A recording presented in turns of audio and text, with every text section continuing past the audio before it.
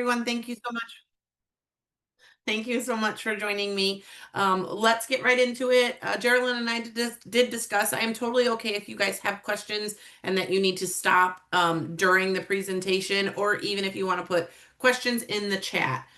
So we can get started. And if you have a question, don't hesitate to ask. So let's do business. This is unlocking the basics of doing business with the state of Illinois and agencies in the general services umbrella for the state.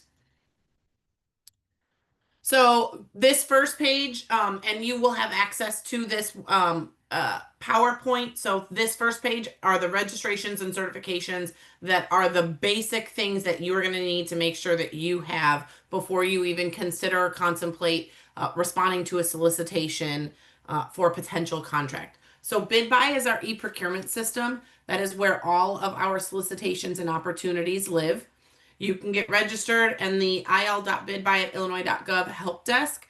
His name is Rob. It is one gentleman that mans that help desk, and he is amazing. So if you ever have questions about getting registered, if you're at a stopping point where you don't know what to do next, and or once you are registered and you have questions about submitting a bid or something along the lines of a solicitation, he will be able to help you with that if it's a technical question, or point you in the right direction if it is a question that a procurement professional would need to answer.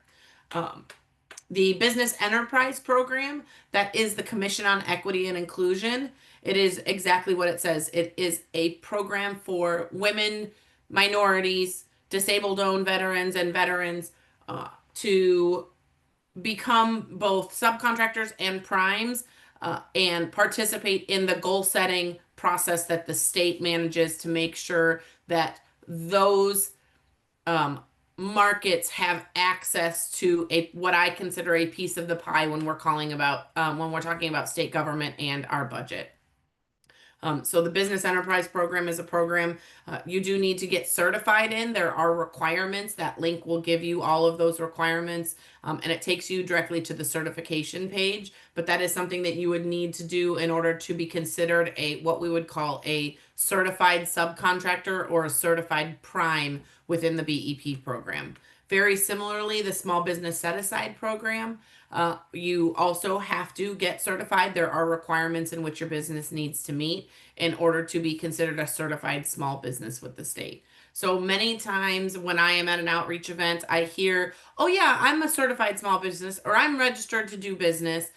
Registering your business with the state, whether it be Secretary of State, or the comptroller, those are not the certifications and or registrations we are generally talking about when we're asking if you're registered and or certified as a BEP or an SBSA vendor. These are those certifications that we are referencing.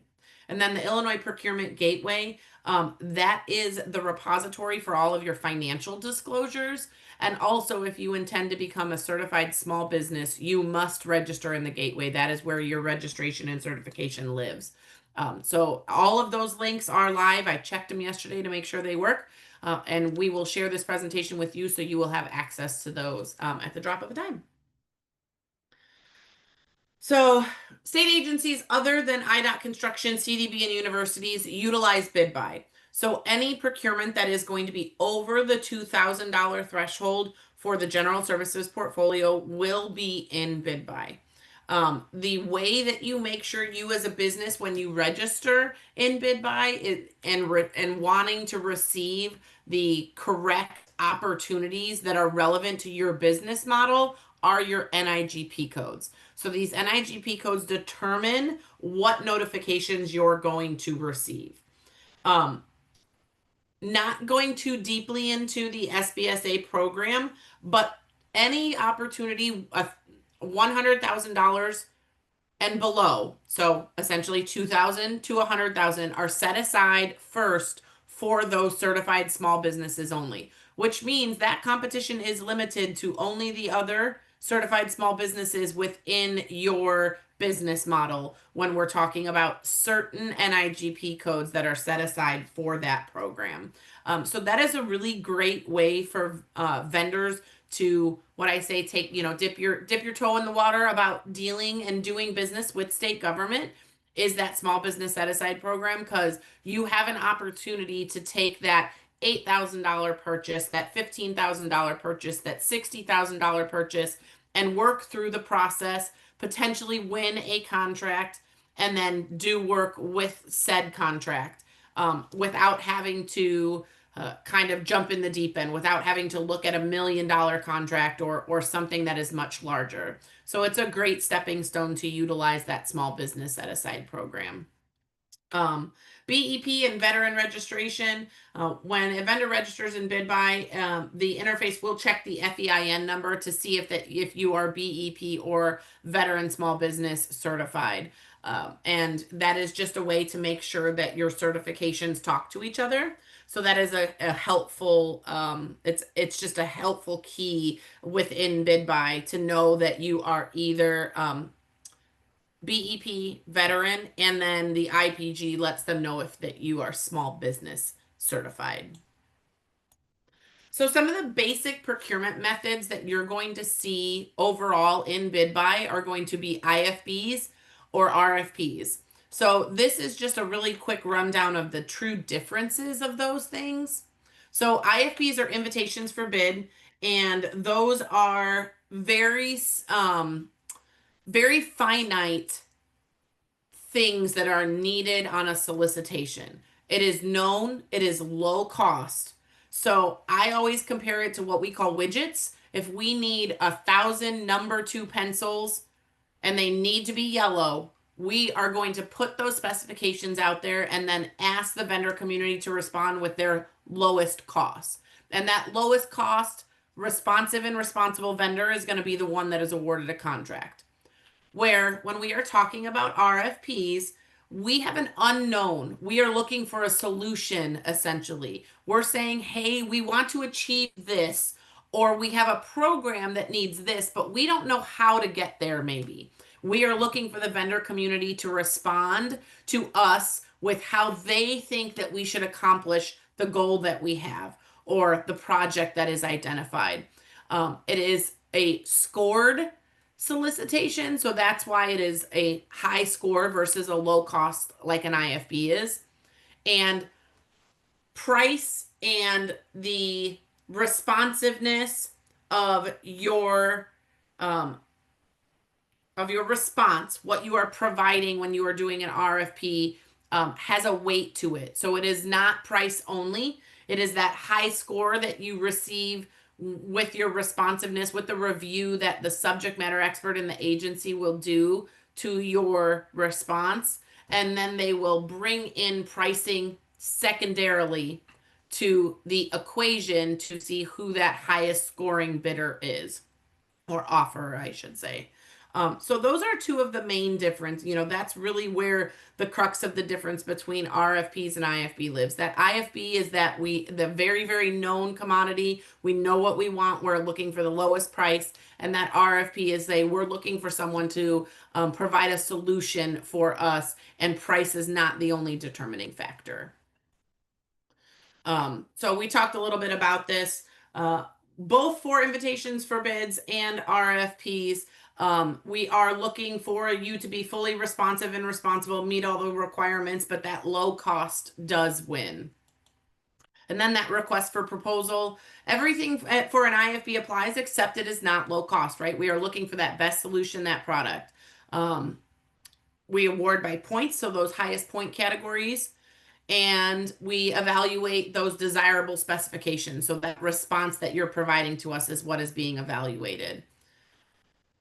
So this is common reasons a bidder offer is non-responsive. This is applicable to both RFPs and IFBs. These are what we call responsiveness and responsibility elements. So Board of Elections registration, that is one registration which, if you are not registered at the time that you supply your response to the RFP or the IFB, you will be deemed non-responsive. It is not curable. You must be registered by the date in which that bid opening or that bid response due date is. That is a drop dead. There is no cure for that. If you are not registered with Board of Elections, you will be deemed non-responsive. Vendor disclosures or IPG active registration must be submitted. So that's very much where we were talking about. The IPG is that financial disclosures repository. If you choose to not become a certified small business, you are not required to have your financial disclosures uploaded into the IPG, but it is something that is very helpful. So at a point where you decide you're going to do business and maybe you aren't registered as a small business, financial disclosures are required every time you submit a bid. So putting them in the IPG, getting an IPG register, you get a essentially a registration number that says yes, you've done them. Your IPG information is valid for, I believe, do not quote me, but I believe it's a year at a time that it is valid for. You are able to provide that number and a very basic set of information when you respond to solicitations instead of having to supply an entire set of financial disclosures.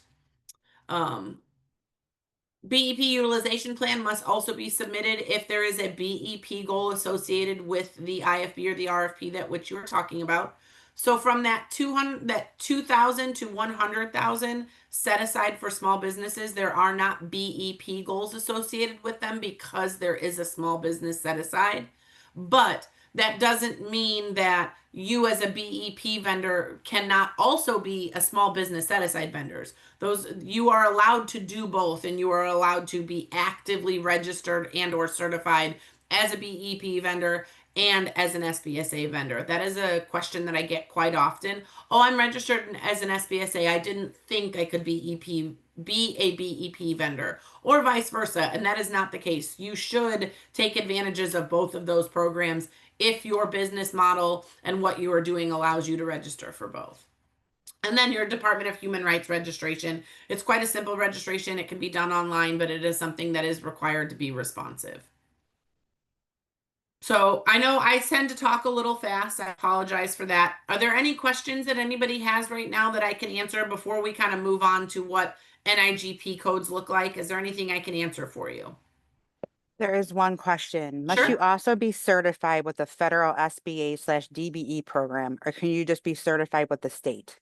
And You thanks can for the just be help. certified with the state. We do not, at the state level, when we are talking about the small business set aside program and or BEP, we do not require any federal certification. Great. That's all. Awesome. We're going to talk now about NIGP codes and why they are so important.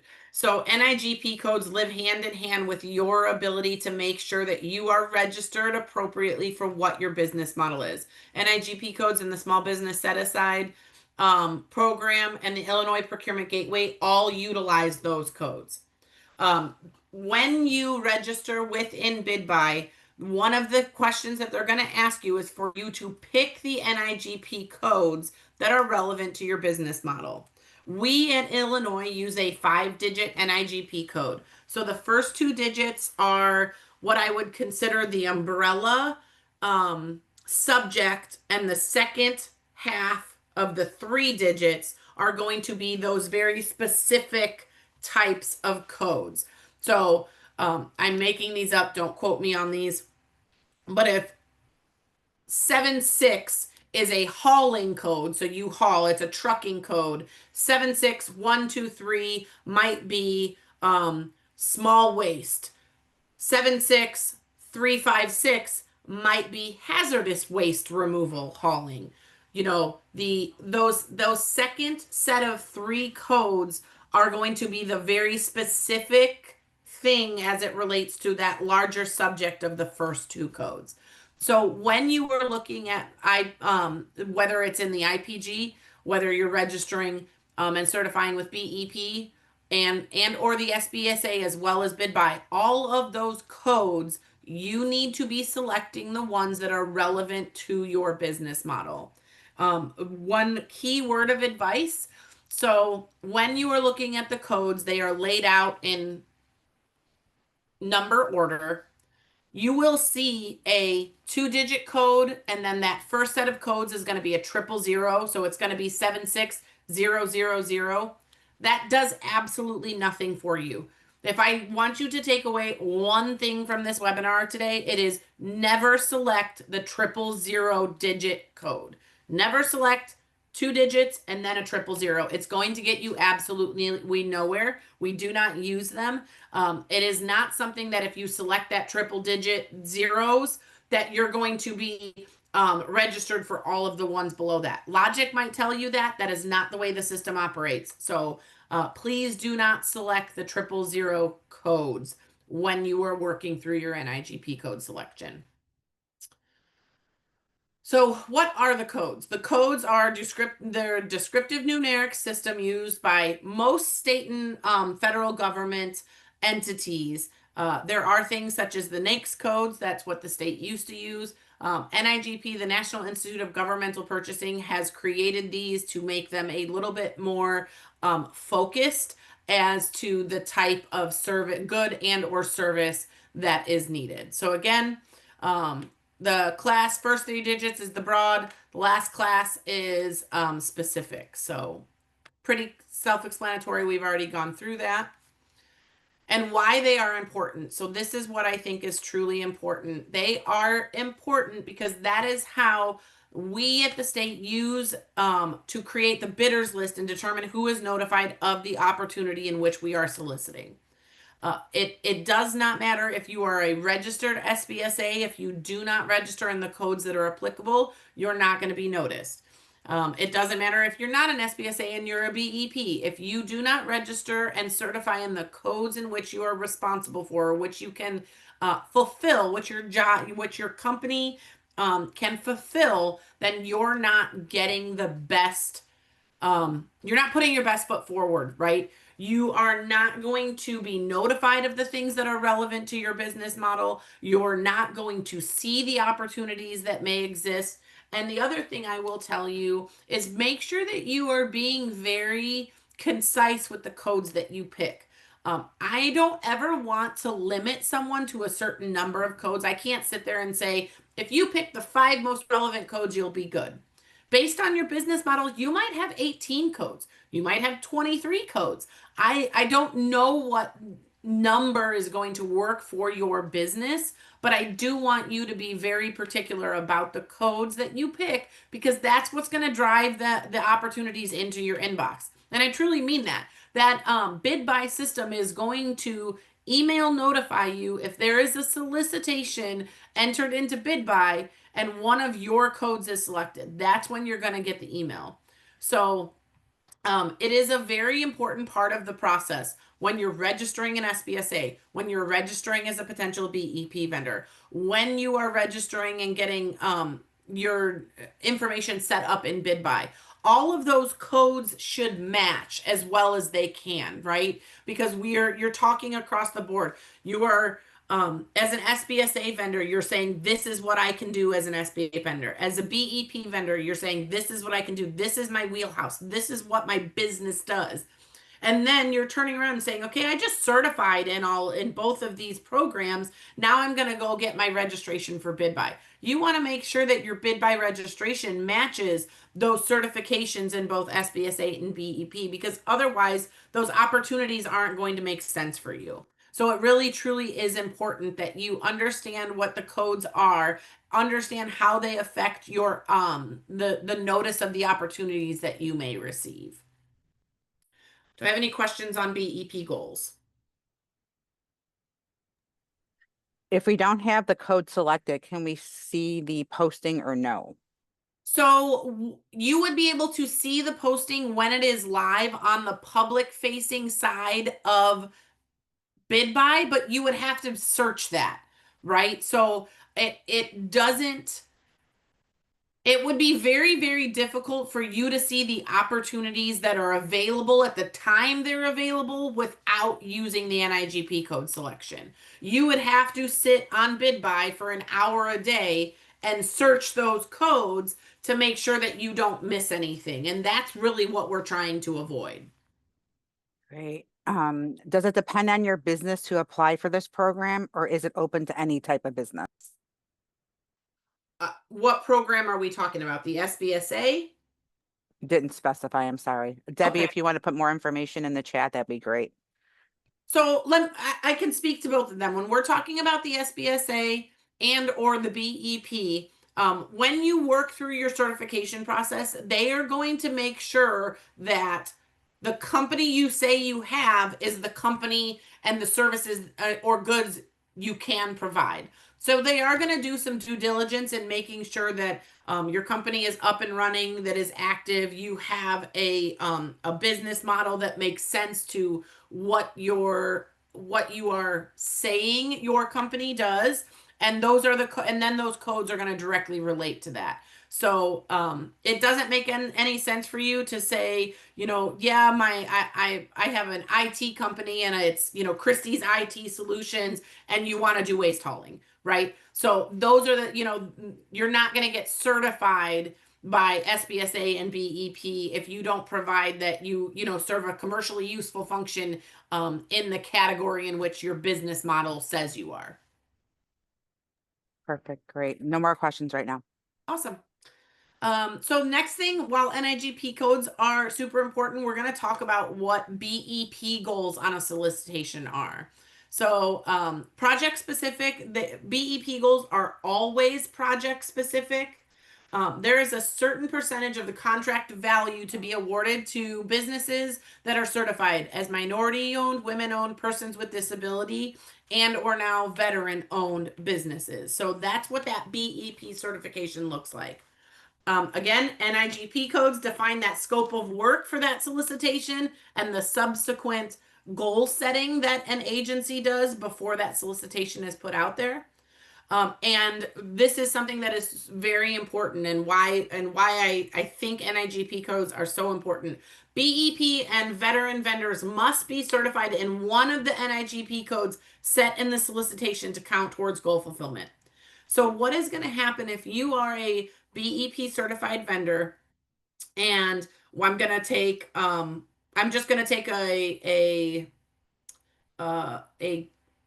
temporary staffing contract that we put out there. We need services for temporary staffing. And there is a prime vendor out there that can do this temporary staffing, but there is a 5, 6, 8, 10, 12, 18%, 20% BEP goal associated with that. That prime vendor needs to find a subcontractor, a certified BEP vendor to work with in order to fulfill that goal. So that is you. That, if you're getting registered, you're certified as a BEP vendor, you need to be registered and or certified as a BEP vendor that provides temporary staffing services. But if that is you, that prime vendor is going to look for certified BEP subcontractors like you that are registered in the codes that are relevant to partner with to make sure that they are meeting their BEP goal. So that is what that partnership look like. That is why that goal exists. And that is why very many times when we are talking about BEP goals, you're going to hear a subcontractor prime relationship is created, because that's how, unless there is a prime certified BEP sub or a prime vendor that is certified, they can also self-fulfill. That does not happen very often. More than not, that prime vendor is looking for a subcontractor to partner with in order to meet their goal.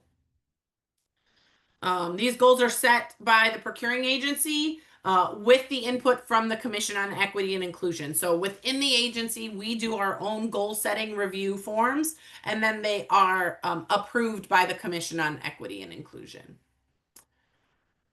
So identifying potential BEP vendors. So this is how a prime is going to look for and or find subcontractors that are going to be certified within the BEP program. They're going to utilize that BEP directory. They're going to be able to search Illinois BEP vendor directory to find qualified vendors. So you for the most part, are going to be in that small business and or BEP subcontractor space. This is how a prime is going to find you.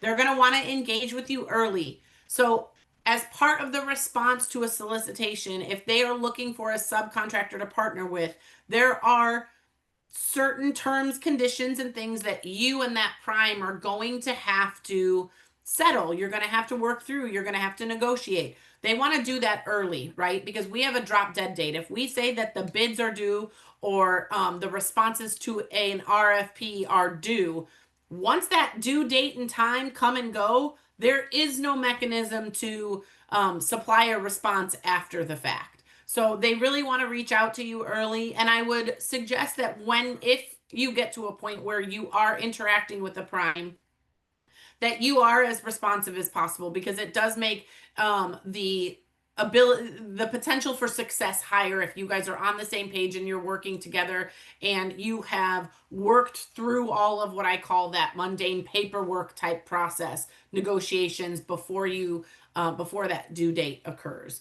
And then attend any pre-bid meetings. So one of the things that we at CMS do, when we have a solicitation that has a BEP goal on it, we are going to pull the list of all of the BEP certified vendors in those NIGP codes, and we're going to post that for the vendor community to see. So if you as a subcontractor get notice that this occurs, and it might be a large contract and you're going, no, I know I cannot fulfill that contract on my own, but I would be a great subcontractor, you are welcome to join those pre-bid meetings. And then your name and your company information is going to be on that listing, so that prime vendor, one, they're going to see, look, that they're really willing to do business. They joined the pre-bid meeting. They're trying to get their name out there. They're trying to create that connection. You might be the only one that joins, and then all of a sudden, that's the first call that prime vendor is going to make to you, because you were the one that was there. You were the one that was putting in the effort. You were the one that was showing that you wanted to be a potential subcontractor. So I think those are great places to kind of get your face out there, within the NIGP codes in which you are registered. So BEP compliance, the requirements, make sure that the percentage of work subcontracted to BEP vendors meets the required utilization goal. So that is something that you as a sub need to understand.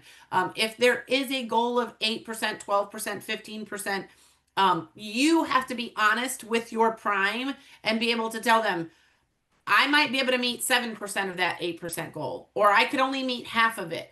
You don't want to bite more of the apple than you can chew, because then you are creating a situation where a prime might not be able to fulfill the needs of the contract because you weren't honest with them, or you didn't make sure you told them what your capacity is. So that is a very important conversation to have when you are working with a prime. It's also a very important thing to think about if you are looking at being a prime on a solicitation. If there is something out there, and maybe the dollar amount is a smaller, maybe it's not $500,000, maybe it is $180,000, and you're thinking that, hey, I could do that as a BEP vendor. I might be able to be a prime on this one. I might be able to self-fulfill that goal, whatever it is, and do the work myself. So that is also a mindset that as your business gets off the ground, or as you are a subcontractor, you might look to step into that prime space depending on what that dollar threshold is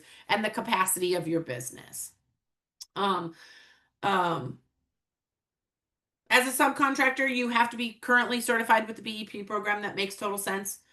Any non-certified vendors are not going to get the goal credit. You're just not. So you have to be certified in order to get that goal credit.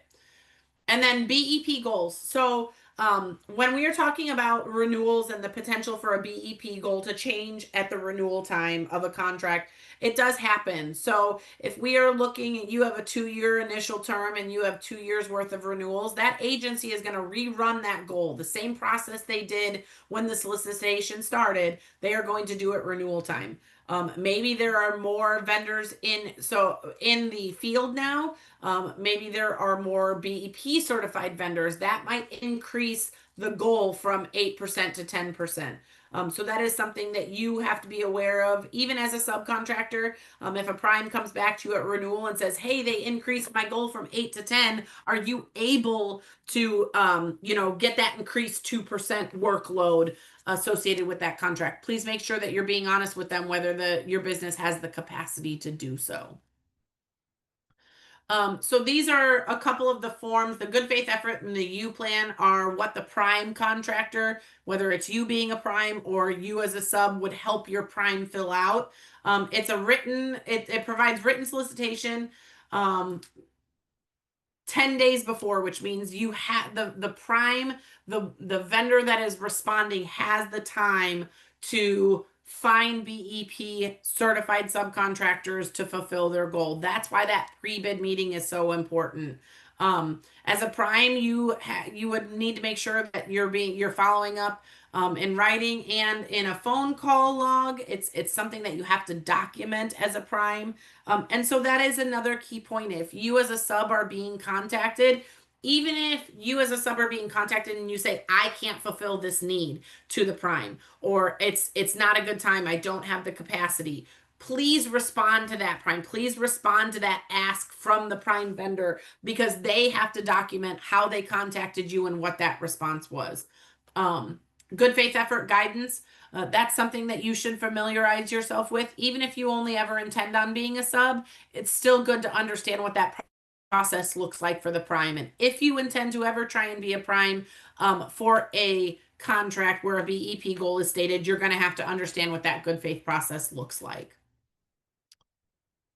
So we talked, I'm finishing with BEP. Do we have any questions on BEP goals, on being a sub versus a prime, anything I stated, or just a BEP question in general that I should be able to answer for you? And if I can't, I will find the answer. Do we have any questions before we move on to the SBSA program? Just looking, is there a way to add NIGP codes once you are already certified? We are So certified with one code. We have more capabilities now and would like to add. So yes, there is a way to do that. You do need to work with the CEI certification team. So the same team that you worked with when you got your initial certification with the single code that you registered under, you can go back to the certification team and say, hey, I would like to certify in whatever the next codes are. If you have 2 or 3 more you want to certify in, they're going to ask for the same type of information that that verifies that you're capable of providing the goods or services in those new codes. But yes, you can absolutely add codes to your certification. It just is, there is going to be some paperwork on your part to update that certification. Great, thanks. What was the link for BEP certification on the first few pages? So and Geraldine, correct me if I'm wrong, will you share this? Can you share this or post this PowerPoint? Yeah, so the webinar is being recorded and will be posted on BACP's YouTube page. I put that in the chat, but if you're okay with it, we could definitely send this out to everyone. 100% I'm okay with it. So you will get this PowerPoint in its entirety, and those links are live. So when you go into the PowerPoint, you should just be able to click on them and it will take you to the CEI certification page. Perfect. No more questions. Awesome. So this time we're going to move on to the small business set aside program. And I'm going to take a drink really quick because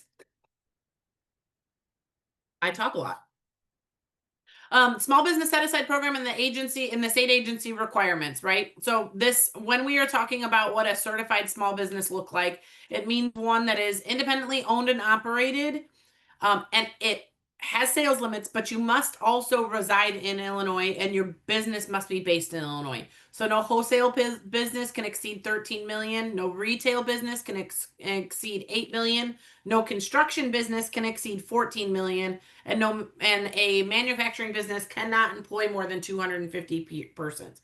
So those are some of the requirements of getting to be registered as a certified small business vendor. Here are some of the places where you're going to see that small business set aside program exist. Under conditions, state agencies are required to purchase only from qualified Illinois-based small businesses. And so when we say qualified, we mean qualified / certified. If a state agency is making a one-time purchase for under 100,000 or procuring one of the more than 600 product service category NIGP codes that fall into that small business set aside program, then we must solicit from certified small businesses first. So 2,000 to 100,000, and there is a set of 600 categories that are set aside for small businesses, regardless of cost. If it falls into one of those categories, you're going to be, the state agency is going to be required to search and solicit certified small businesses first. The sheltered Illinois small business, SBSA shelters Illinois small businesses from having to compete with those large businesses for state awards and contracts. I don't know many people that can compete with, I would say Granger in an MRO space, right? The small business in Illinois is not going to be able to compete with Granger, and we don't want you to if we don't have to. There's places where we have said, as a state, we want Illinois-based certified small businesses to get their piece of the pie, to have their bite at the apple before a large corporation can come in and do so. Those thresholds we talked about, all purchases under $100,000. For IT related codes, those purchases go up to $2 million. From 0 to 2 million, if you are in that IT space, many times those set asides exist. And you have a much larger bite at the apple outside of that $100,000 for IT related NIGP codes. And then the purchases of any amount for those 600 designated NIGP codes. And we truly mean that. So if we put out something that is set aside, and I'm going to talk right now, janitorial services is something that I know is a set aside. If we have a janitorial need and that contract is worth $500,000 over 5 years, that is still set aside for Illinois certified small businesses. You still get your bite at the apple before a large janitorial service can come in and do that work. So again, you have to have the capacity to be able to handle that contract, but that opportunity exists above and beyond that $100,000 when we are talking about those set aside categories. Any questions when we are talking about SBSA set asides?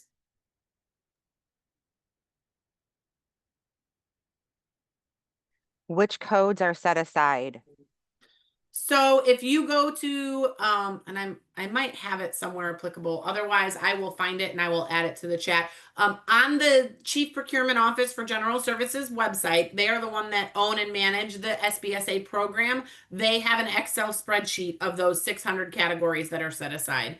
And I'm happy to find that for you at the end and put it in the chat so you guys have a link for that. So Right. here, I'm sorry. No, one more question. Are purchases listed on the bid buy as quotes or under the bids as some other system?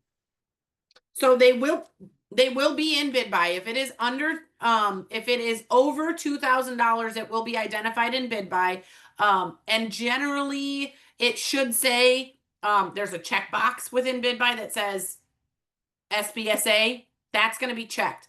That's also going to restrict who we can send that notification to in bid buy. So if you're getting something, it's generally going to be because you're set aside in that category, and it's going to be notated, hey, this is a set aside. You're gonna know by the dollar amount if it's under. So if it's between that 2,000 and that 100,000, it's automatically set aside.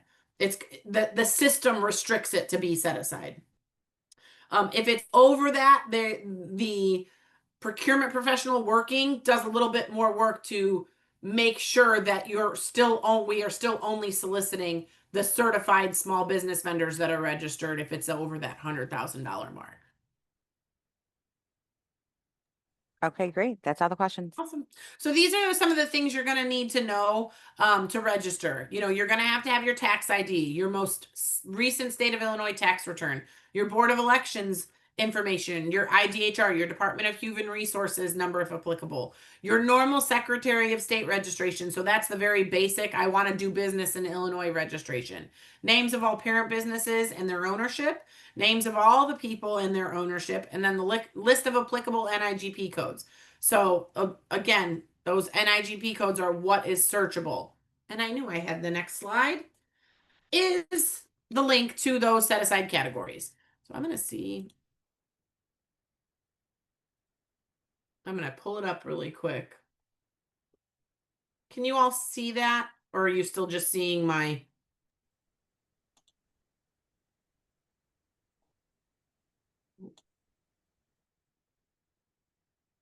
Geraldine, can you see the set aside commodity codes or no? We're just seeing small business set aside program with the relevant NIGP codes and a link, not the actual page. Give me just a minute. There we go. You may have Awesome. to, there you go. We got it. So these are the SBSA set aside category commodity codes, right? So these are all things that we're looking at that are, we have determined that regardless of that $100,000 that we want to set aside for small businesses.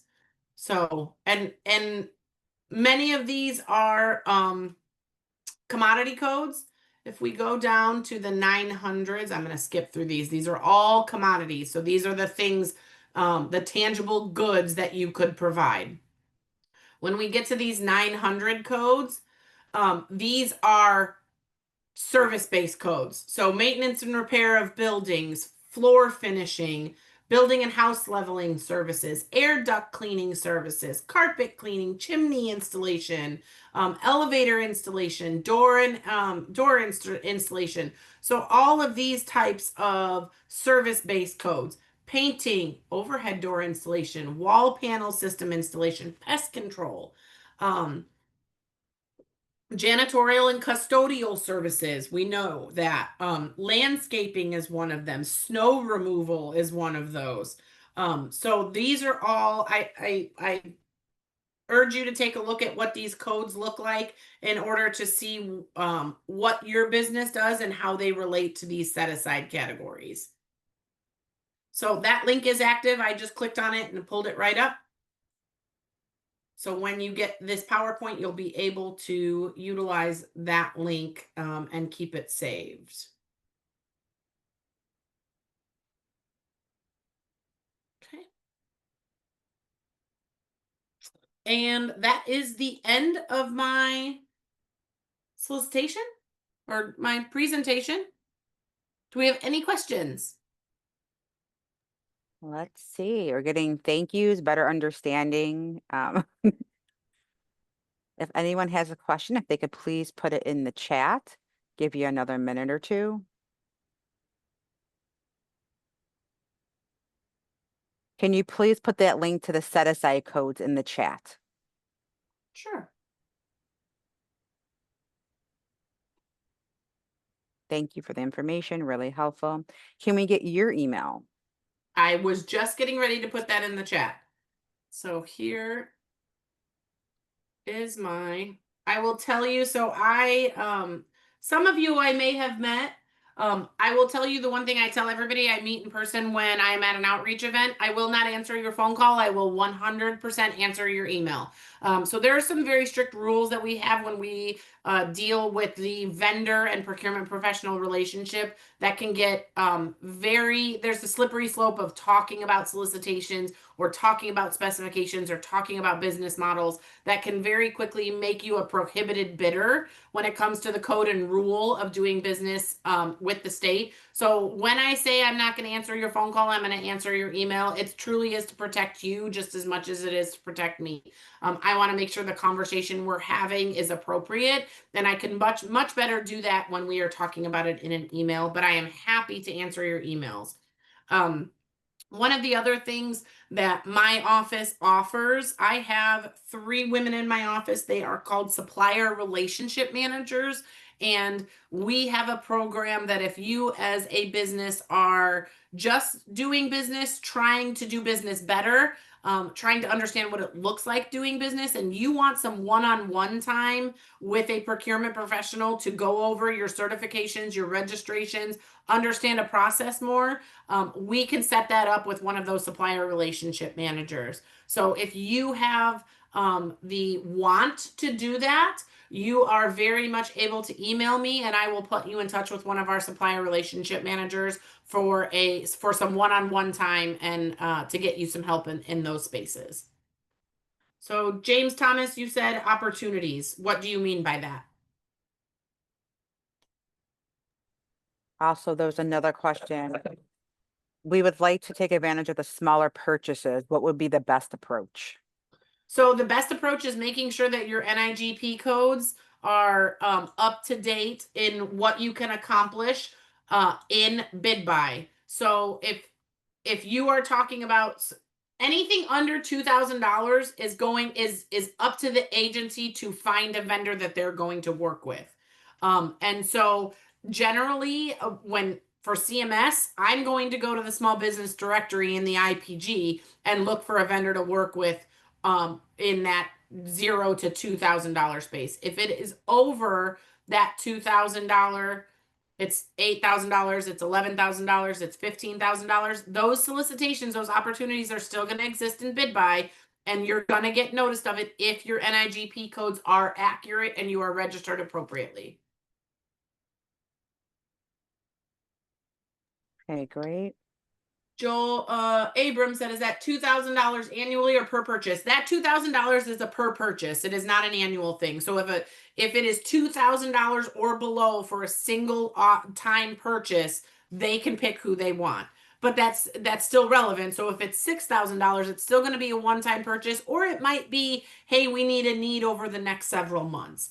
But that $2,000 and under is one time.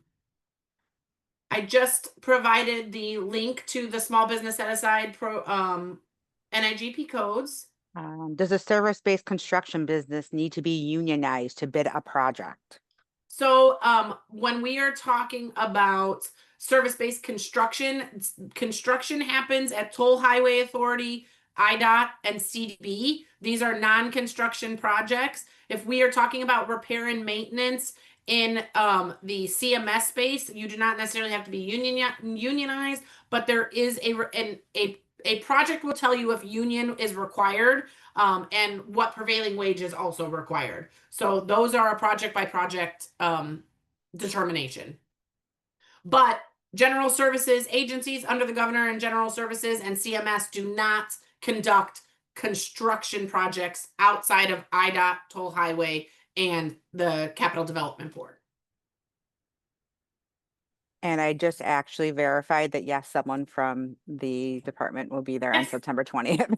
So I will not be there. Usually it is me. I am unable to make it next Saturday, but there will be two women from my office, Maggie Toussaint and Rutha Redmond will both be participating. So they will have information for you and be able to have conversations if you have further questions. There is also, Geraldine, I'm going to make a free plug. Malcolm X, November 6th is the state of Illinois annual vendor summit. Oh, nice. It is an all-day event. If you just search 2025 state of Illinois vendor summit, it will take you to my website. I am the one hosting that event. Our office is responsible for it. It's a huge event. We do it every other year. We rotate between Springfield and Chicago. This year it's in Chicago. Next year it'll be back in Springfield. It is a free event to attend, and it is a day worth of all of this type of information that will help you to do business as a small, diverse business better. So of course, I'm going to say you need to attend the September 20th. I have attended that BACP event. It is phenomenal. And then also November 6th, it would be worth your day to attend as well.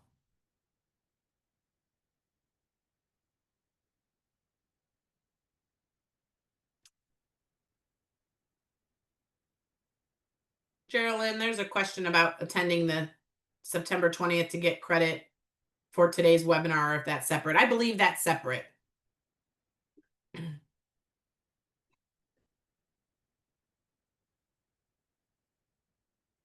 So Geraldine, if you don't mind, I'm going to put the vendor summit link.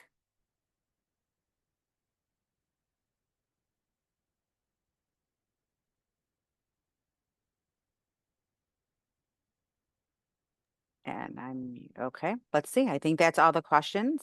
We're getting thank you very much. Have a wonderful weekend. Thank you. And again, I put Krysti's email in the chat. I think it was going to host and panelists. So I moved that and I moved the other link. So we are good. Yeah, no, I caught it. Someone saw that. I just switched it to, and then there's great. to our vendor summit as well, if you guys are interested in attending that. That's perfect. Well, thank you, everyone. We appreciate everyone coming. Krysti, thank you so much for your time. Anytime. And great information. I'm wishing everyone a happy, safe, and kind of hot, kind of cold weekend. Appreciate Take care, it. everyone. Thank you. Thank Bye. you.